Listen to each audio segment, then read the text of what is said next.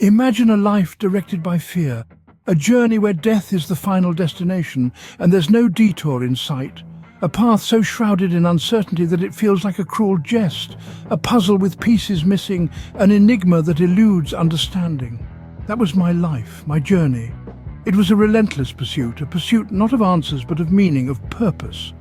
I was not looking to decipher the cryptic design of life or death.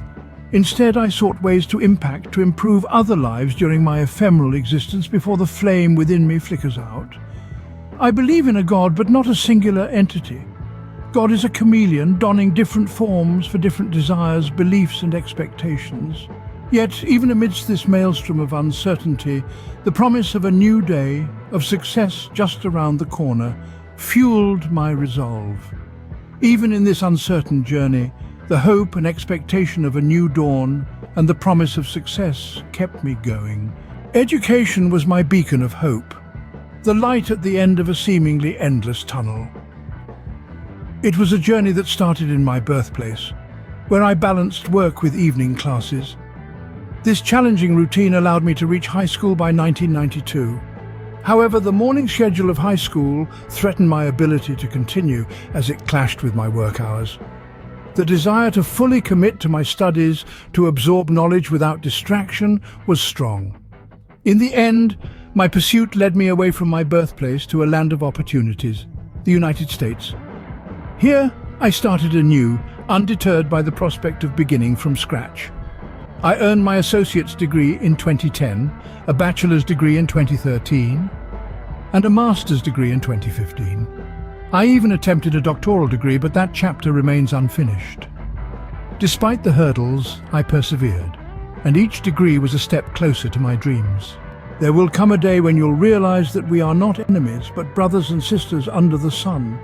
This day will be one of enlightenment, a day when we finally learn the language of beauty and love. On that day, the sun of freedom will shine brightly, casting its warm rays on us all, reminding us of our shared humanity. We will come to understand that we must live together, that we must love one another. We are all the result of the same power that creates and bestows souls equally. Regardless of our origins, whether planned or accidental, we are all products of the same universal law that governs existence.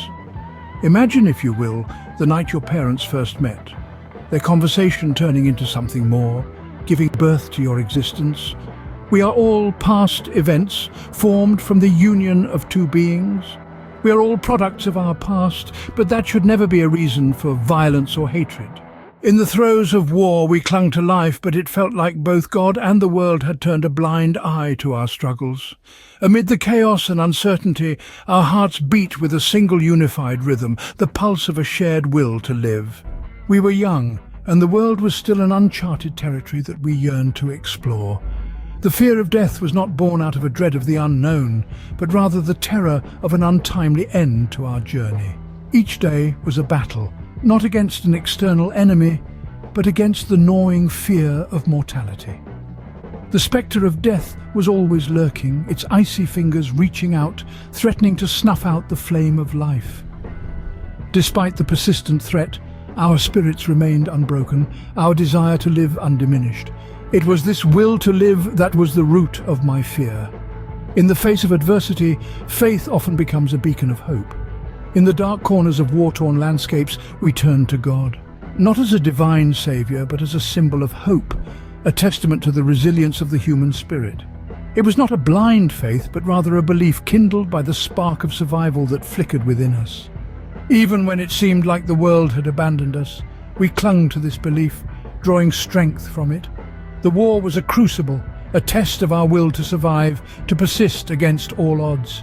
It was a grim reminder of our fragility, but also a testament to our resilience. In the face of death, we found the will to live. It was not a passive acceptance of fate, but a defiant rebellion against the inevitability of death. To be alive was my only desire, even when it seemed like there was no help in sight. In the face of death, I found my will to live.